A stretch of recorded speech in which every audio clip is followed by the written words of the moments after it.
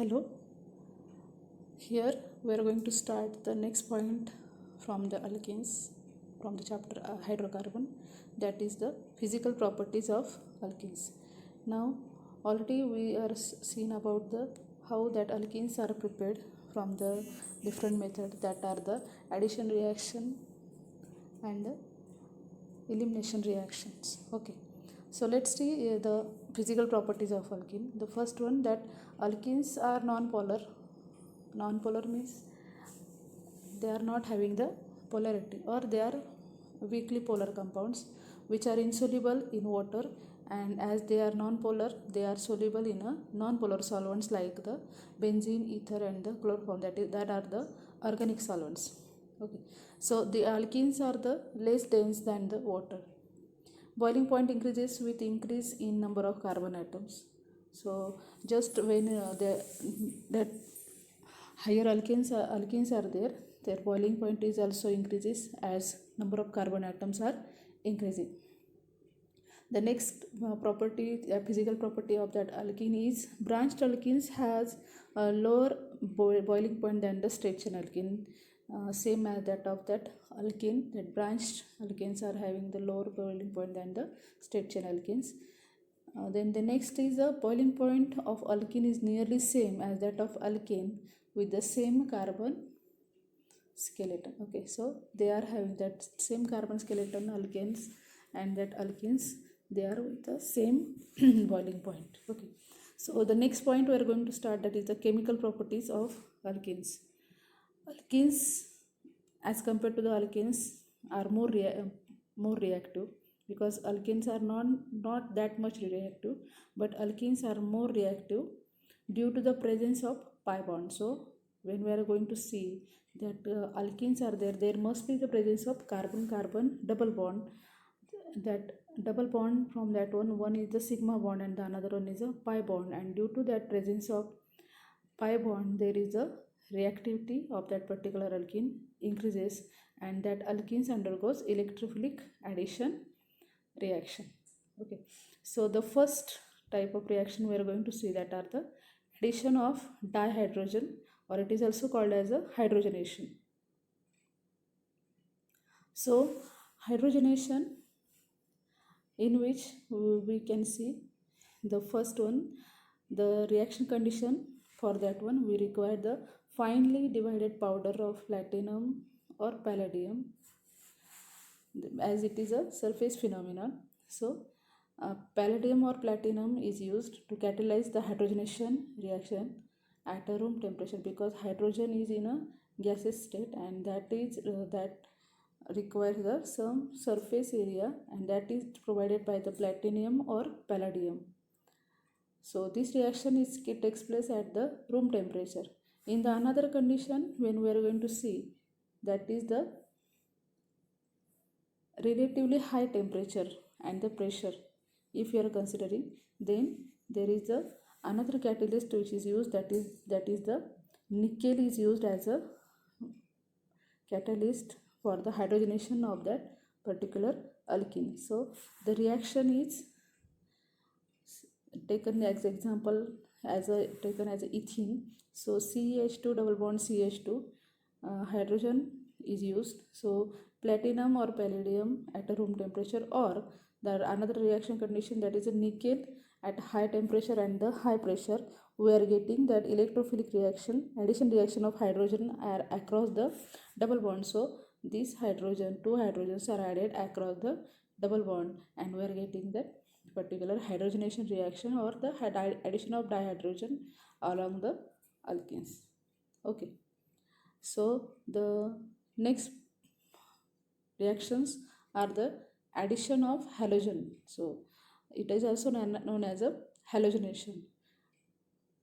So alkenes are converted into the corresponding vicinal dihalide. Okay, vicinal dihalide means the halides which are having that halogen atoms present on the adjacent carbon atoms. Okay, so alkenes are converted into the corresponding vicinal dihalide by addition of halogen.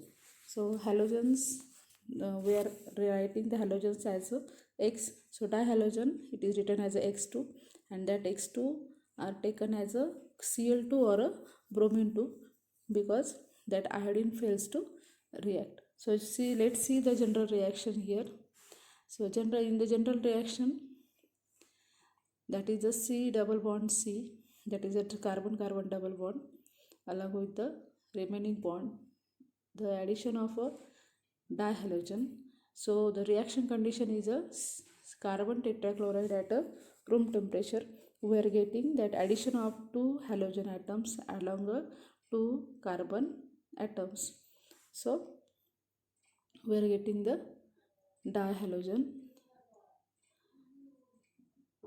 That dihalogen, we are getting the vicinal dihalides.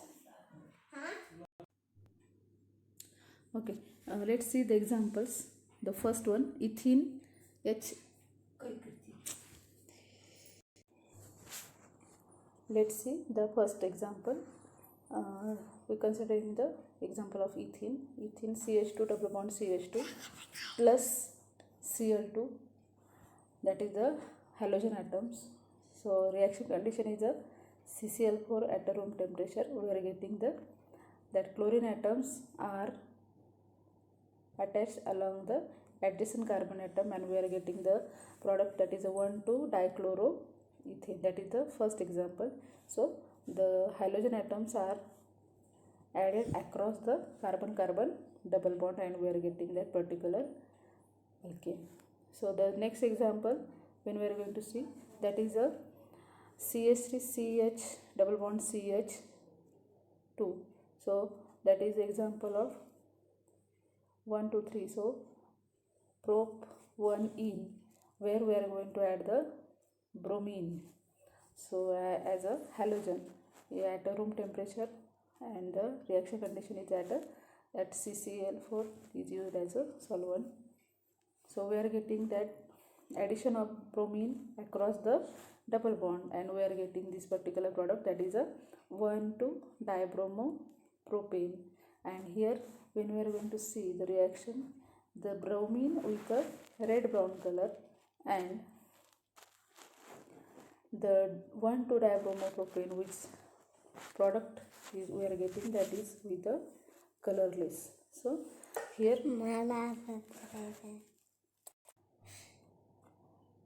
okay, so here we can see the red brown color of bromine is disappear in the formation of the product. So this method is used for the detection of carbon carbon bond in unknown compounds, as that bromine is added to that particular compound, and which is a useful test, as the red brown color of that bromine is disappears in a CCl4 solution, and we can see, or we can know the presence of carbon carbon double bond in the compound. Okay, so the next point we are going to start, that is the third point or third reaction, that is the addition of hydrogen halide, or it is also known as a hydrohalogenation type of reaction, in which hydrogen and the halogen atoms are added across the double bond. So hydrohalogenation or hydrogen halide, so that is nothing but the HCl, then HBr and the HI. So general reaction when we are going to see, that is the alkene is added with the hydrogen halide, that is HX. So hydrogen and the halogen atom are added towards the carbon carbon double bond. We are getting the two carbon adjacent carbon attached with the hydrogen and the halogen. We are getting the alkyl halide, and the order of reactivity of HX is HI is greater than HBr greater than HCl. So HI is more reactive than the HBr and the HCl. Okay, so the next let's see the next point, that is the addition reaction of HBr to symmetrical alkenes. So symmetrical alkenes are nothing but the alkenes in which the double bonded carbon atoms containing the same group or same group of atom. Same. So the first example in which we are considering the example of ethene, which is added with the HBr. So that double bond from that ethene, the HBr is added, and then we are getting the product as a CH3CH2Br. So if you are considering the right side numbering, then we getting the writing the number as a first and the second. So right side we are getting that particular product, that is a bromoethane. The same example if you are going to consider, that is a CH2 double bond CH2, that is ethene, is added with the HBr. Then we are getting, if you are writing the that particular bromine group at the second carbon, then we are getting again as a bromethane. So symmetrical alkenes, we are getting the same product, or it is only one product. So the second type we are going to see, that is the addition reaction of HBr to unsymmetrical alkenes. So unsymmetrical alkenes means the doubly bonded carbon atoms are attaching with the different group or different group of atoms. So it gives the isomeric product. So isomeric means the particular compounds are with the same molecular formula but the different structural formula. Then we are showing as it is a isomers or isomers of each other. So see the example in which we have taken the example of a propene, that is a prop 1-ene is example.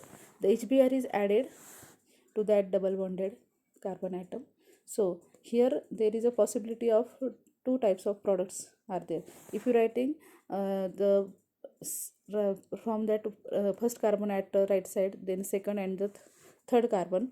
So if the Br group, that is a bromine atom, is added to the first carbon, then we are getting the CH3CH2CH2Br as a product. Then that name of that particular product is a 1-bromopropane. Then if the particular Br is added to the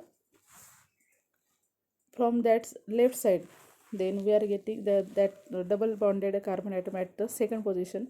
Then we can say that the bromine is at the second carbon atom, and we are getting the product as a CH3CH-Br CH3. So here we are getting the product as a 2-bromopropane. So here we written as a minor and the major product. So major and minor products are depends on that particular rule, and that particular rule is given by that Markovnikov's, and it is that particular rule is known as a Markovnikov's rule for the hydrohalogenation of number of unsymmetrical alkenes. So what is that Markovnikov's rule? So Markovnikov's rule, when we are saying that it is when an unsymmetrical reagent means that HBr, like HBr or HI, are added to the unsymmetrical alkene. So here we written as a unsymmetrical alkene, not as a symmetrical alkene. So this rule is preferred for that unsymmetrical alkene. Then the negative part from that particular HBr or that your addition of that hydrohalogenation. So negative part for that hydrohalogenation is the halogen is with the negative part and hydrogen is with the positive part. So that negative part, that is X of that particular reagent, gets attached to that carbon atom which carries less number of hydrogen atoms. So getting, so the negative part, that is the halogen atom from that reagent, is added to particular that carbon atom which carries less number of hydrogen atoms. Okay, so this is the Markovnikov's rule. Then what is that anti-Markovnikov's rule? So anti-Markovnikov's rule means what? So that is opposite to that of Markovnikov's rule. So Markovnikov's rule says that the negative part is added to that carbon atom which contains the less hydrogen atom. Now anti-Markovnikov's rule is considered as a opposite to that Markovnikov's rule. So it is nothing but the negative part of that particular reagent is added to that carbon atom which carries more hydrogen atom. But this rule or this effect is present in the specific condition, and that specific condition is nothing but there should be the presence of the peroxide, organic peroxide, ROOR dash should be present. So this type of rule is known as the anti-Markovnikov's rule, or it is also known as a peroxide effect, or it is also known as a Kharash-Mayo effect, as M.S. Kharash and F.R. Mayo discovered this addition of HBr to unsymmetrical alkene in presence of a organic peroxide, and then that is takes place in the opposite orientation to that of Markovnikov's rule. Getting? So that Markovnikov's rule is nothing but the, here we seen that example for that particular one. So CH3 CH double bond CH2 plus HBr. Okay, so here we are considering the benzoyl peroxide as a reaction condition C6H5CO bracket twice O2, that is a benzoyl peroxide. So here we are considering this addition of that HBr according to anti-Markovnikov's rule. So the negative part, that is the Br, is added to that carbon atom or doubly bonded carbon atom, which carries which carries more number of hydrogen atoms. So if you are writing the number as a 1 and this is the 2, so the bromine atom is added to the first carbon and we are getting this particular type of product, that is the CH3 CH2 CH2 Br. Okay, so the IUPAC nomenclature for that particular compound is a 1-bromopropane. So let's see the another example, that is the second one. Here we considering the example CH3C CH3 double bond CH2. Okay, so this is the 2-methyl prop 1-ene. So this is the IUPAC nomenclature, that is a 2-methyl prop 1-ene, that is added with the HBr in the presence of benzoyl peroxide. Again, the anti-Markovnikov's rule what said that the negative part or the bromine atom is added to particular that carbon atom which carries more number of hydrogen atom. So suppose again we written as a first number for this carbon atom, then that bromine atom is added to that carbon atom, and that the hydrogen atom is added to the another carbon atom, and then we are getting the particular product, that is a 1-bromo 2-methyl propane. So this is according to anti-Markovnikov's rule, and this is the required condition is that it should require the peroxide or benzyl or peroxide should be present. Okay, the next point type of reaction we are going to see, that is the addition of sulfuric acid. So addition of sulfuric acid, so reaction of these alkenes with the cold concentrated H2SO4. Cold concentrated H2SO4 means which gives the alkyl hydrogen sulfate, and the addition takes place with the Markovnikov's rule. Okay, so H2SO4 is the formula for that sulfuric acid, and when that H2SO4 is added to the alkene, it gives the alkyl hydrogen sulfate. So let's see the example. General reaction, alkene, carbon carbon double bond, the H2SO4 is written in the form of H single bond SOSO3 H, that is the condition is a cold and the concentrated. So forward arrow, so hydrogen from the that H2SO4 is added to one carbon, and the OSO3H group is added to the another carbon, that is a doubly bonded carbon atom. We are getting the alkyl hydrogen sulfate. So let's see the example. So here we are considering the example for that symmetrical alkene, that is a CH2 double bond CH2. So this is the ethene that is added with the H2SO4. So H2SO4 is written in the form of HSO3H, and then we are writing the particular product as a hydrogen is added to the first carbon, and that OSO3H is added to the another carbon. So we are getting that particular product as a ethyl. So 2 carbon atoms are there, so ethyl hydrogen sulfate is the product.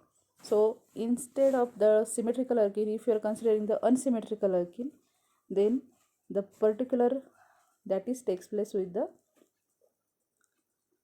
Markovnikov's rule. So Markovnikov's rule, what they are said, that negative part is added to that carbon which contains the less hydrogen atom. Okay, so CH3 CH, and then we are seeing that the carbon which contains less hydrogen atom, the negative part is added to that particular carbon, OSO3H, and the another carbon is with the attached with the hydrogen. So we are getting that CH3, OSO3H, single bond, CH3. So that is the isopropyl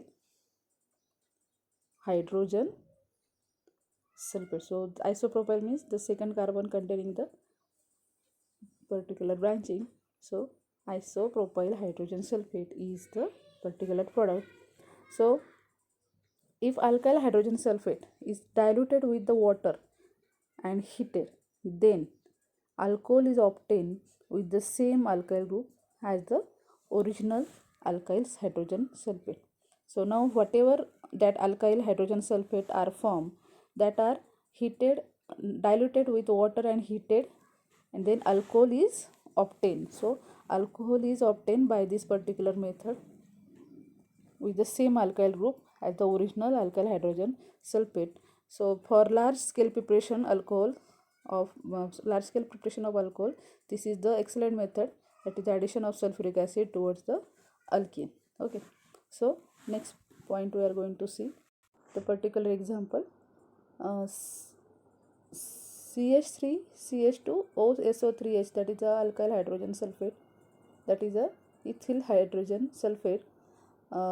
It is diluted with the water and heated, then we are getting the particular alcohol. So that particular alcohol we are getting that along with the two carbon atoms, that is OH, and the H2SO4 is a retained in this case.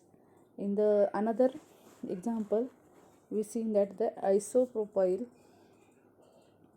hydrogen sulfate, then again the same condition, reaction condition is there. We are getting the particular alkane, that is the propane to all, and the H2SO4 is obtained. So this is the best method for that higher scale preparation, large scale preparation of that particular alcohols.